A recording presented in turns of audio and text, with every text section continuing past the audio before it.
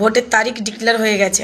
এবার আমার বাংলা 10.5 কোটি মানুষ সিদ্ধান্ত নেবে কাকে ভোট দেবে। যে মেয়েটা শীত গ্রীষ্ম বর্ষা শরৎ হেমন্ত 6টা ঋতুতে মানুষের পাশে দাঁড়িয়েছে, কে বিজেপি কে কংগ্রেস কে সিপিএম সেটা না দেখে তাকে ভোট দেবে, নাকি নাকি ধর্ম দিয়ে যারা রাজনীতি করছে, যারা দাঙ্গা লাগাচ্ছে হিন্দু মুসলমানের, তাদের পক্ষে ভোট দেবে? একটা মেয়েকে দিল্লির পার্লামেন্ট থেকে শুরু করে জোট বিজেপির একাধিক নেতারা একদিকে জোট হয়েছে, আর একদিকে মমতা বন্দ্যোপাধ্যায় একা লড়াই করছে।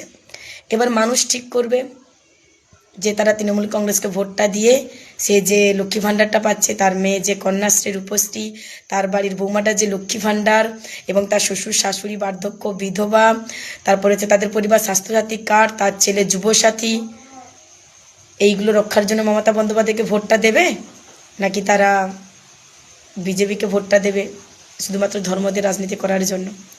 ঠিকটা কিন্তু তোমরাই করবে। আমি মনে করি তোমরা তৃণমূল কংগ্রেসের পাশে দাঁড়াও, কারণ তৃণমূল কংগ্রেস যতদিন থাকবে ততদিন কিন্তু তোমার পরিবারে এই প্রকল্পের টাকাগুলো ঢুকবে।